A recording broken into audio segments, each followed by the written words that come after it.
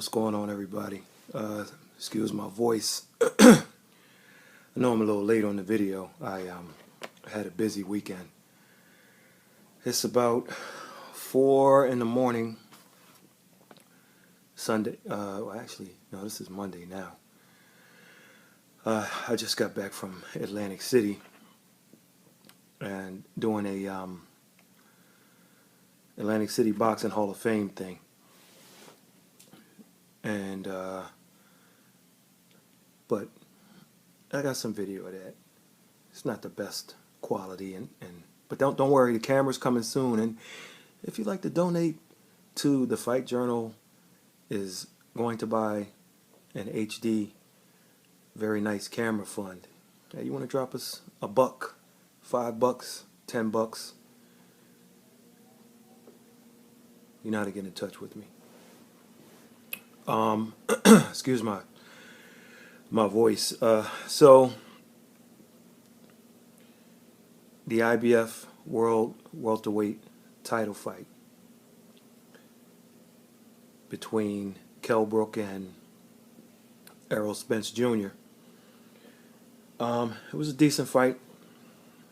All of this great fight of the year stuff. Well, I don't know, but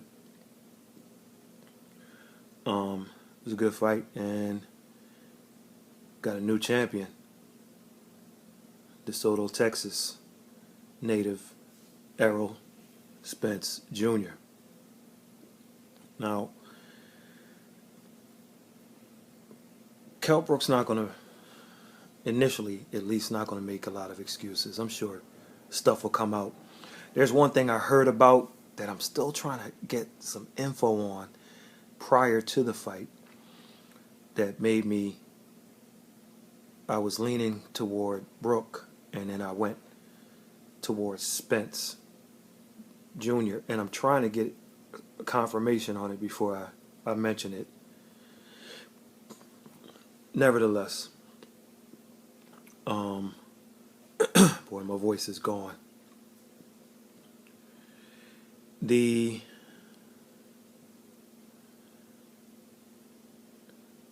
It was a decent fight. It was a good fight. As I stated, Brook may come out with some excuses later. He didn't have any, but I'm going to give him an excuse. When I talked about my concerns, one of my concerns was him having to get down to 147. See, he didn't just have to cut an additional 13 pounds. He had to cut whatever he had to cut to get to 147. So when we talk about making 160 pounds for a middleweight fight, and everybody's like, well, he has to cut 13 pounds. No, he had to cut whatever he had to cut from the beginning of camp to get to 147 pounds. In other words, he doesn't walk around at 160. He walks around closer to 180. So it's and that played a factor. When you look at the eye injury, I don't look at him and say that Kell Brook quit like 99% of YouTube is saying. I look at him and say that his body gave up on him. Meaning, my belief is it was that weight loss catching up to him more than the eye. If you look at the fight, and I had him up, I think at one point, was it 4 rounds to 2 or 5 rounds to 1? I didn't score it per se. I'm just keeping numbers in my head. At the time of the stoppage, I had it a 1-point fight. Now, mind you, you don't count that round that the fight ended. So let's say up until the 10th.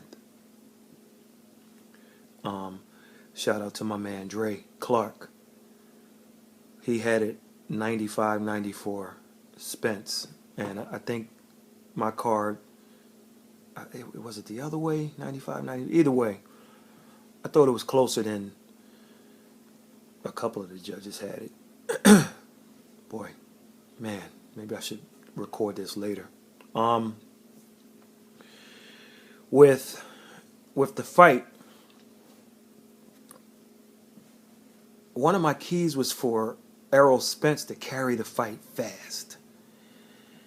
But what wound up happening is Brook carried it fast. And I understand what he wanted to do. He didn't want Spence to get into a rhythm, to any confidence, especially being a lefty. When a lefty gets into that rhythm, it's like, okay.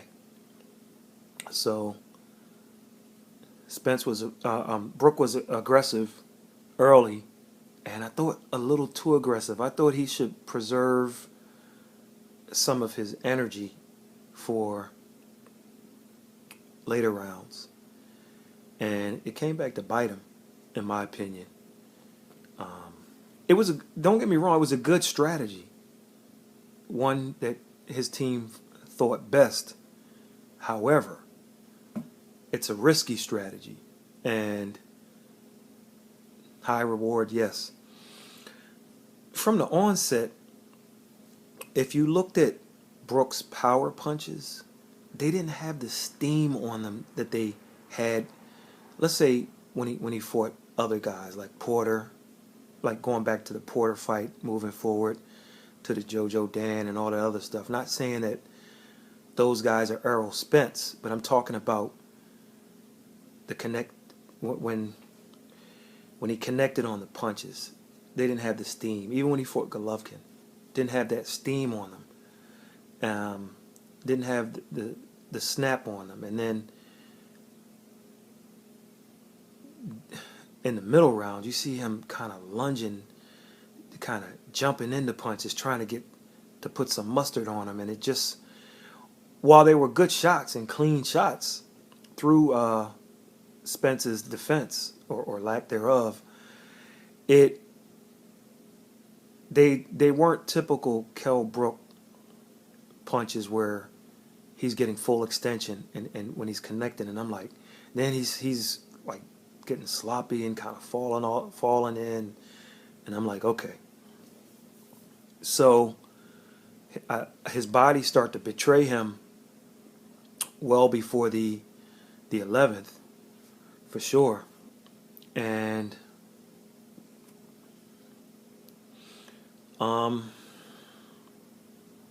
that was it. In my opinion, and listen, we all have them. In my opinion, his body betrayed him.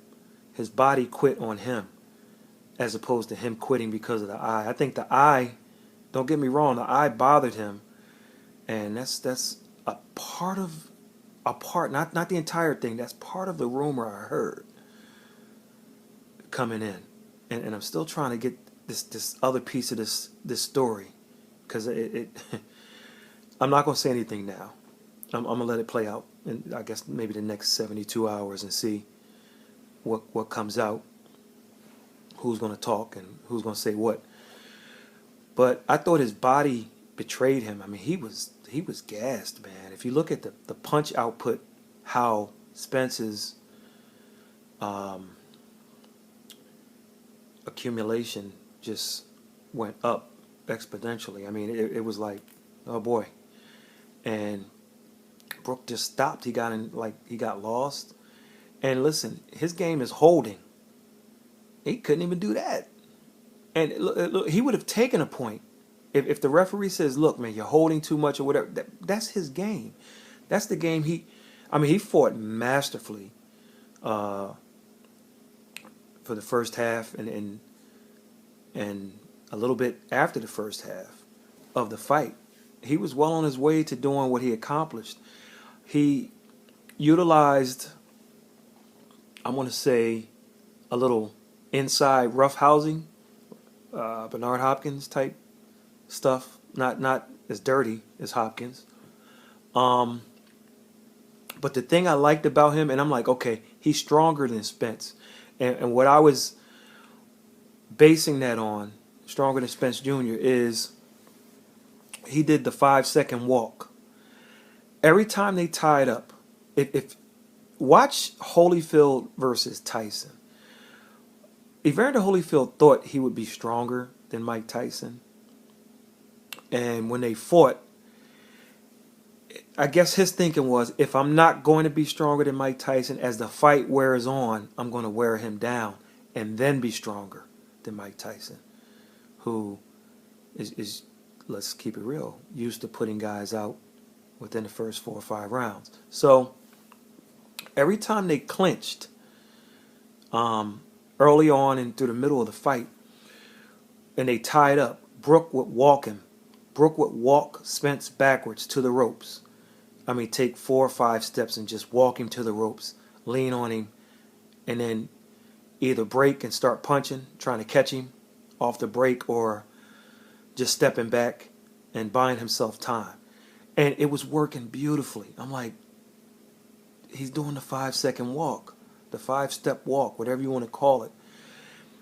They get their punches off again, they tie up, and he walks Spence back to the ropes. And Spence is going backwards. And I'm like, okay, he's the stronger athlete.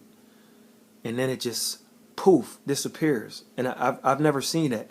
If you watch it, when they tie up, if Spence is the stronger one, then he's going to not allow himself to get pushed back. And he's going to push Brook back, or he's going to hold his ground, and then the referee's going to say break. But I'm telling you, numerous times when they fought and they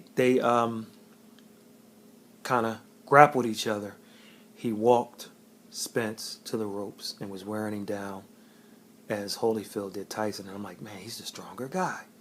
And as that fight went on, Holyfield was stronger. And I'm like, okay, same deal with Brook, except that's when the weight betrayed him. And when that happened, Spence sensed it. He dug deep and he went to work, because Spence Jr. was tired too. But he went to work and took advantage. And listen, that's not to discredit Errol Spence Jr.'s win. That's just saying, this is what I saw. And dude's body gave up on him, man.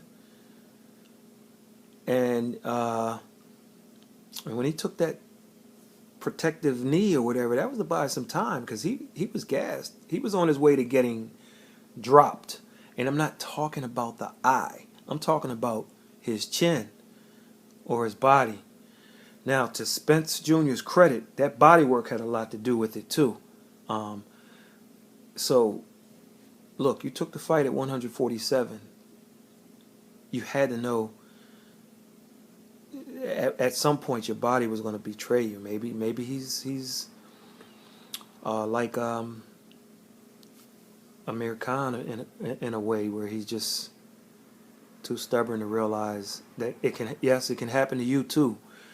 And it happened. His body betrayed him. The eye, yes, the eye too. But I think that he was out of gas, and it's because of that weight loss, and then Errol Spence's body shots just took the gas out of him. And it was a good fight. And Spence Jr. called that fraud out named Keith Thurman. And listen, you know, Keith Thurman had this fake car accident, which further delayed. First of all, there was a big time delay for the fight with Sean Porter. And it was supposed to be, remember, it was supposed to be in Connecticut or wherever. And then this car accident happened, because more than likely, well, they picked the wrong venue to have it at, number one, but more than likely Thurman was off on the weight loss thing. So they delayed it, and finally it was supposed to be September, then November, then December, then February, then they did it like May or whatever. And it's like, man, how many months is this going to go on? And they fought, and it was a good fight. And Thurman lost, but they gave it to him. If you watched it live and you were one of the 9,000 out of the 11,000 who booed the decision and who continued to boo when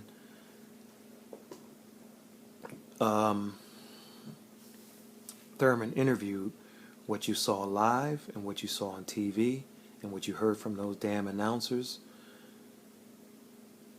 were two different things. Trust me.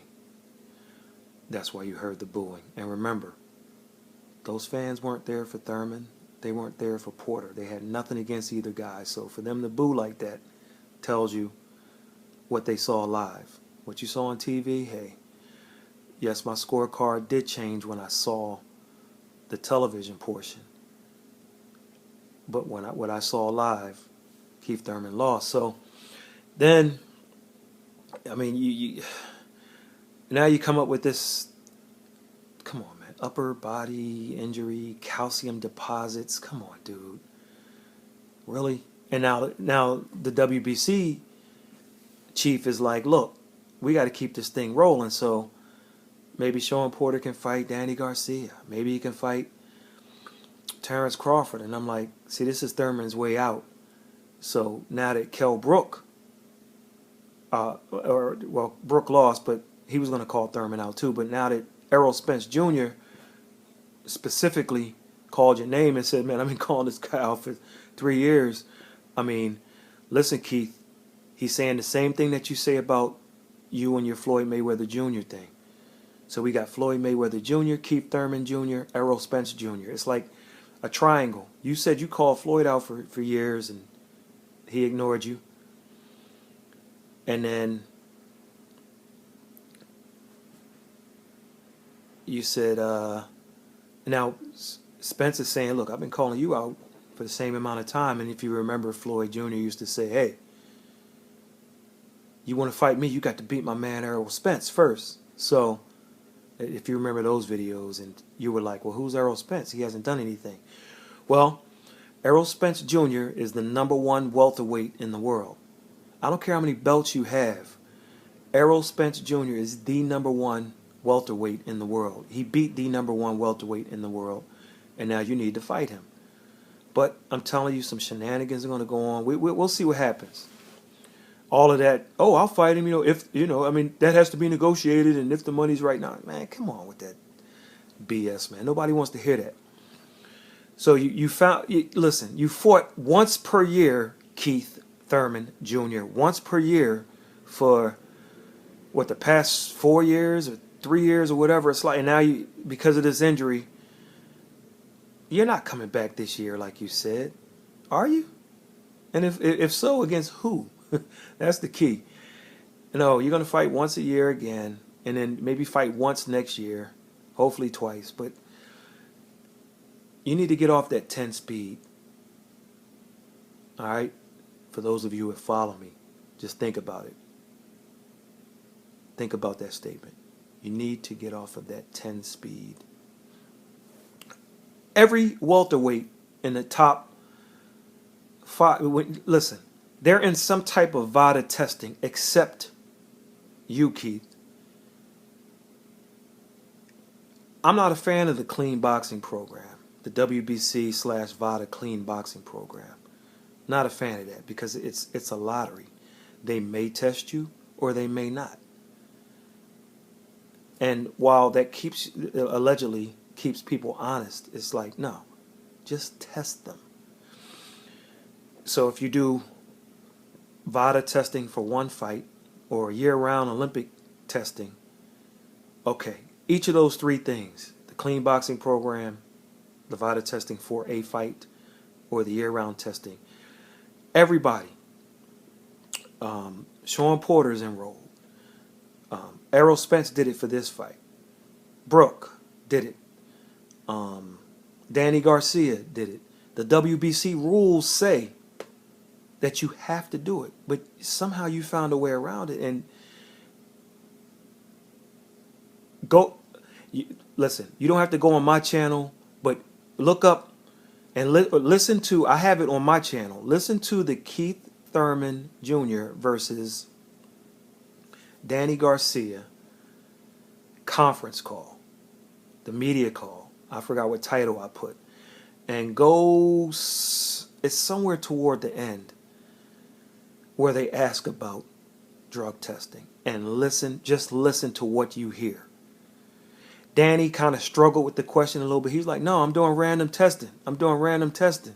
And they was like, "Well, is it VADA?"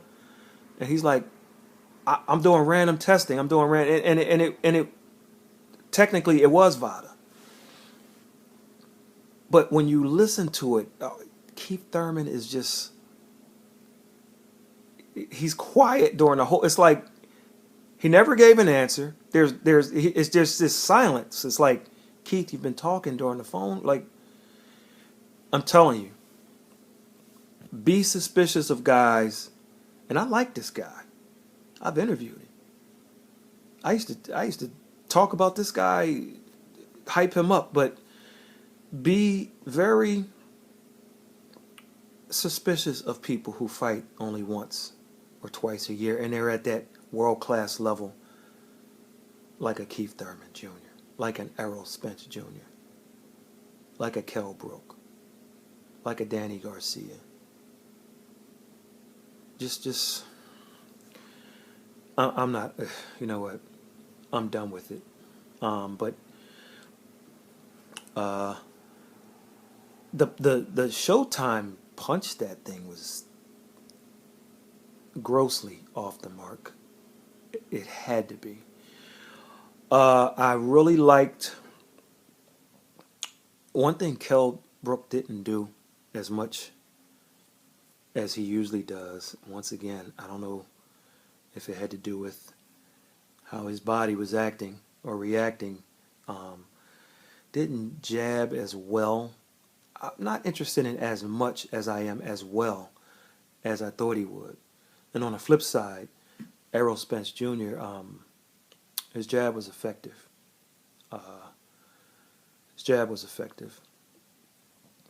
And I thought the fight was anybody's fight when we got to the championship rounds. I really had it closer than the judges. My man Dre Clark, my card kind of favored his. I thought that Kell won a lot of those rounds early, and Spence came on strong, but I didn't think it was that wide. Certainly not as wide as who was it, Adelaide Bird or goodness gracious. But anyway, so I just got back. Like I said, so Spence Jr. is going to be a problem. Now you have two guys fighting at welterweight who are pretty much junior middleweights. I don't think either one of them will last any more than 3 fights. I could see Spence maybe defending his title once, twice, possibly squeezing a 3rd title defense and saying, look, it's time to move up. And so he wants to unify as soon as possible. Well, I don't blame him. It's like, let's unify. I like the IBF. And hopefully, boy, it'd be nice if we can get undisputed for no matter how long it lasts. And I'd love to hear those words. Well, either way, if he fought Thurman, you would hear it. You hear the two U's, undefeated, undisputed. Whoever wins that, barring a draw.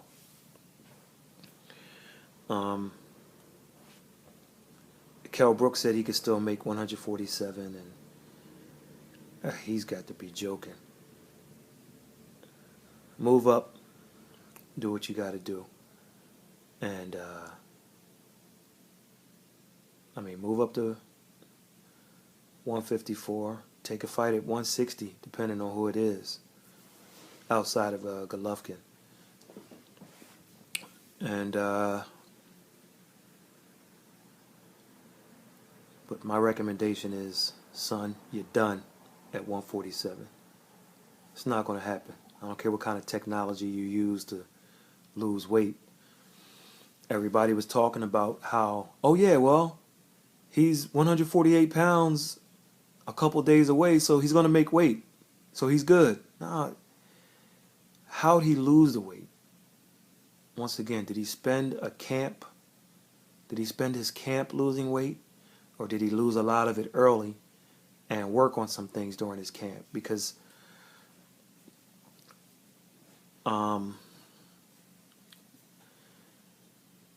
if he spent a training camp losing weight, you lose time. And he's very muscular. So that's another thing. He's losing that muscle, man. And when he got to a point where he had to lose a certain amount of weight and you looked at his physique, you're like, well, where's the fat? Like, what are you losing? There's nothing there. So I'm going to check this something I heard. But I'll get to that. Let me give it about 72 hours. Like I said, it's about 4 in the morning.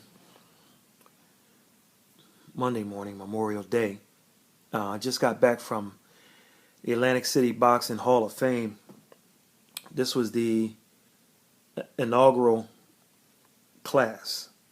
First class for the Atlantic City Boxing Hall of Fame. And it was a big class. Boy. And I got some video. Not the best video, but that's okay. We're going to get this camera and a tripod and a shotgun microphone and all that good stuff. And the, what do you call it? The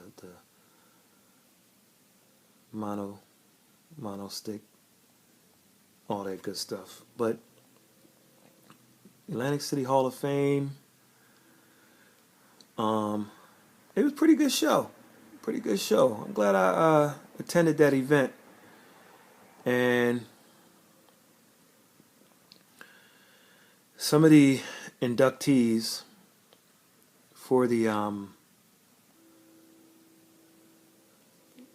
Hall of Fame,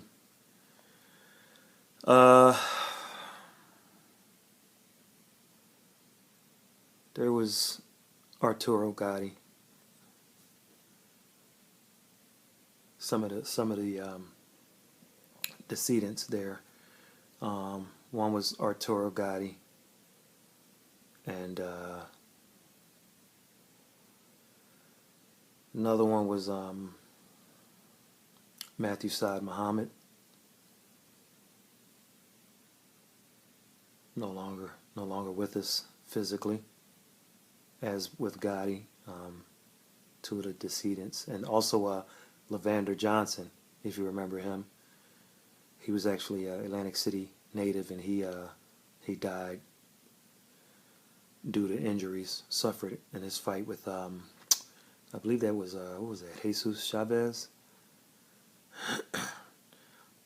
Mike Tyson, Larry Holmes, Dwight Muhammad Kawi. I know him coming up as Dwight Braxton, Michael Spinks, Mike Rossman, Lou Duva, decedent, Mike Hall Sr., Bill Johnson, Don Elbaum, J. Russell Peltz, Frank Gelb, Don King, Dr. Frank Dodgett, Steve Smoger, Larry Hazard, Burt Randolph Sugar, Dave Bontempo, Jack Obermeyer, Ken Condon, I'm speaking of the IBF, Bob Lee, Dennis Gomes. So it was a pretty big class. Very nice. I got some video of Don King, Michael Spinks. I didn't come for the entire weekend. I just came for the induction ceremony. It was pretty cool. So I'll post some stuff of that coming up. And yeah, congratulations to Errol Spence and Jr. And so we'll see how this all plays. I just think that you got Lamont Peterson floating around also, and he's a mandatory for Thurman's.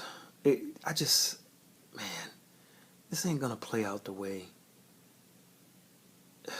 It's not gonna play out the way it should.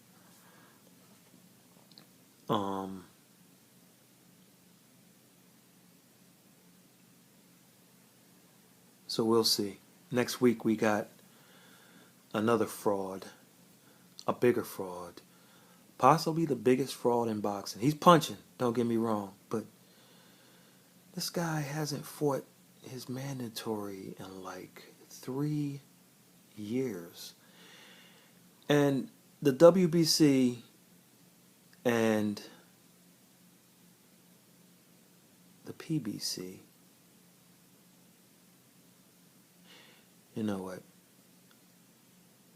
I'm going to keep my mouth shut. However, Stevenson's a fraud. He's fighting a rematch with Farah. And I don't know. I mean, really. And then his mandatory is on the undercard. And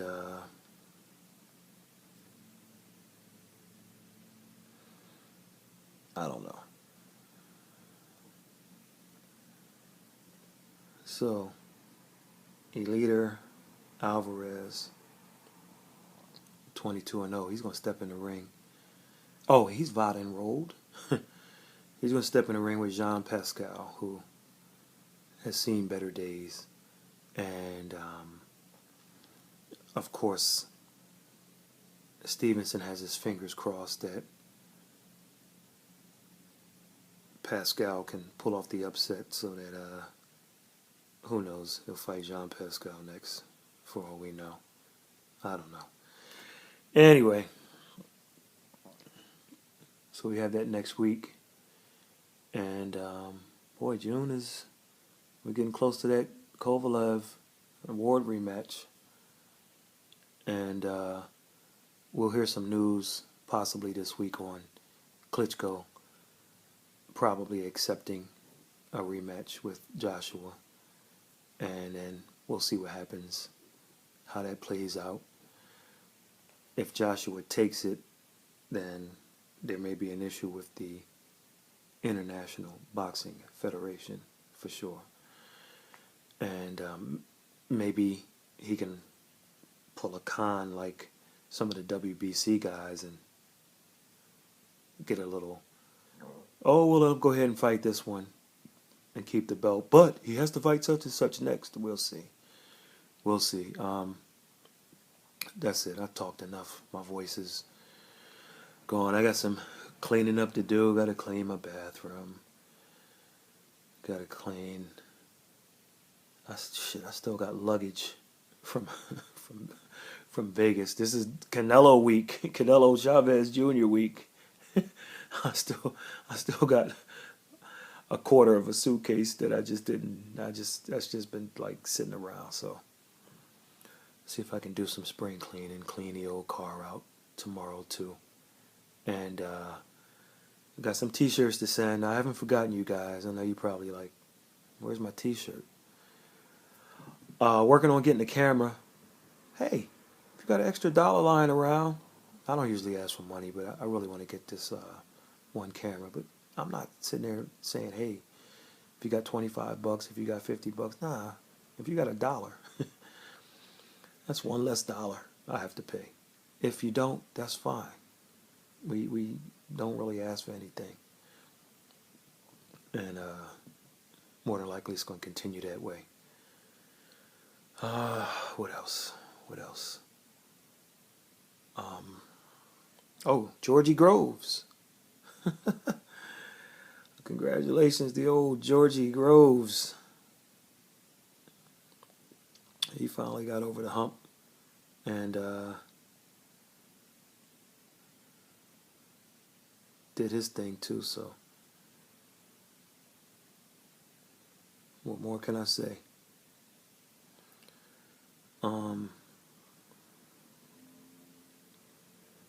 I think that there's some interesting matchups for him too. I don't know how it's going to play, but he's a WBA world super middleweight champion with the knockout of Shudanov. Actually, I'm sorry. He's the WBA super world super middleweight champion. Let me get that right. So, Georgie Groves. There's some action out there. James DeGale rematch. Gilberto Ramirez.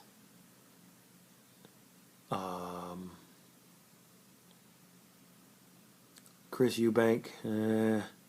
Badu can't make the weight anymore. Callum Smith, but I think Callum Smith wants his shot at Andre Dirrell. Here's what I think is going to happen. I could be wrong.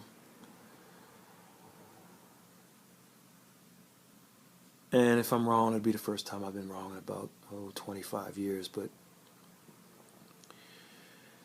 Andre Dirrell,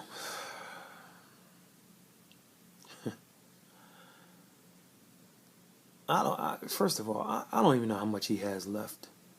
To be honest, I don't even know how much Andre Dirrell ever had. I think Jose Uzcategui, we'll call him Jose for short, I think his team is going to petition the Maryland State Athletic Commission or Boxing Commission to change his disqualification to a no contest. And you know what? I think the Maryland State Athletic Commission is going to do it, because then it makes them look a lot better than how they look right now, in my opinion. Once that happens, the International Boxing Federation, the IBF, old Bob Lee, I think their ruling is going to be that those two guys fight again. They're going to order a rematch. That's going to leave Callum Smith out of the picture. Could be wrong. I think that's what's going to happen. And I think Jose is going to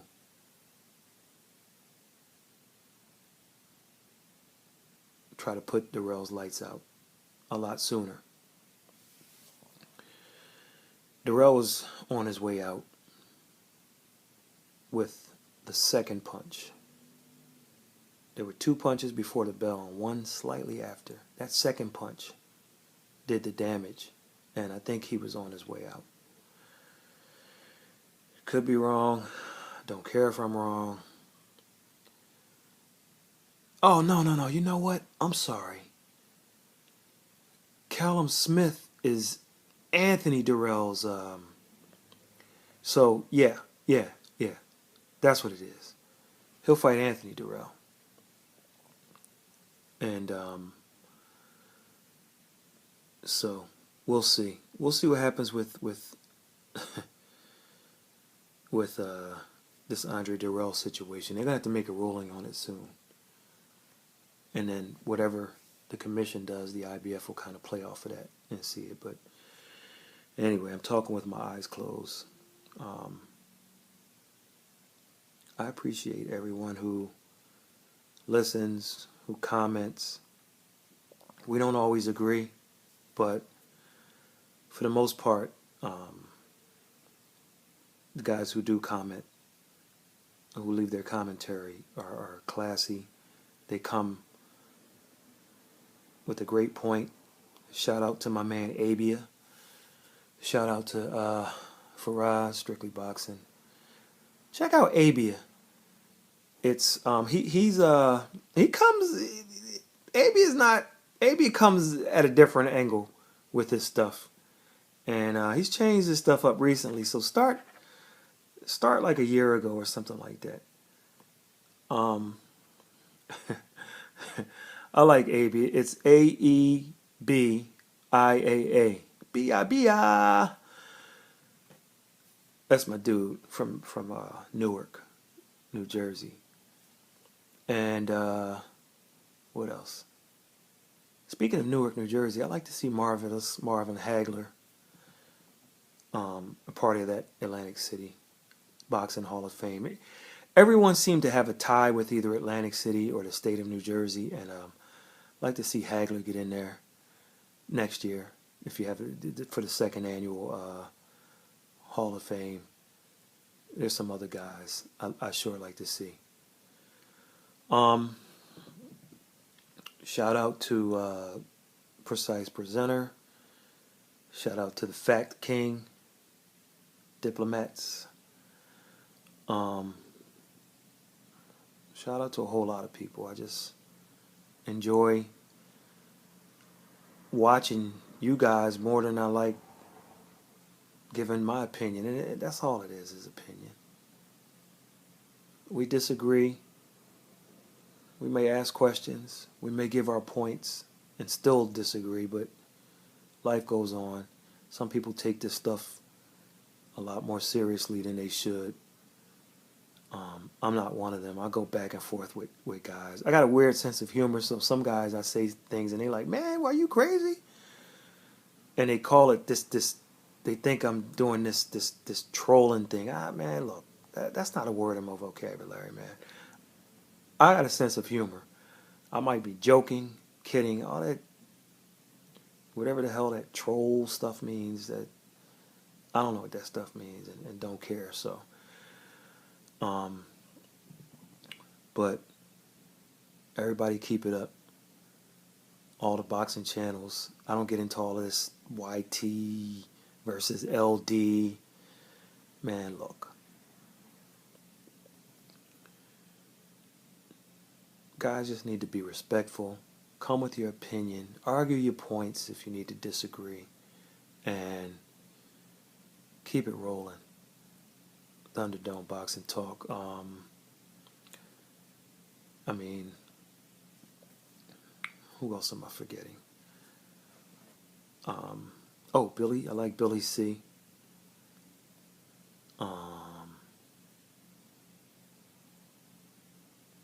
There's a whole lot out there.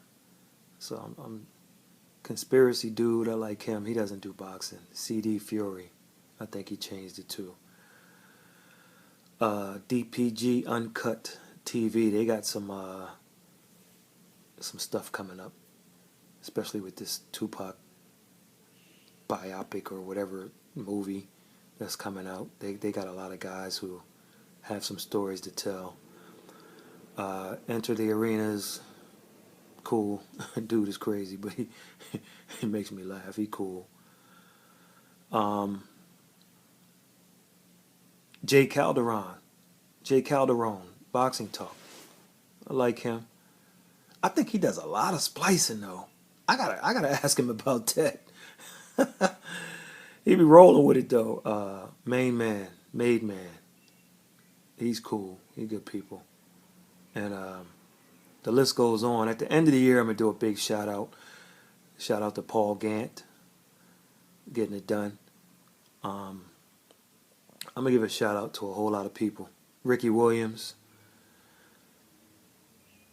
Sarah Says, that's non-boxing. She ain't been on in a minute. I guess she got some kind of love thing going on or something. I don't know. True School Sports. That's my dude. I like him too. Brendan. He's a growing channel. And I'm gonna do a little shout out thing at the end of the year, God willing. And I done talked about 45 minutes. Let me cut this and we catch you on the next one.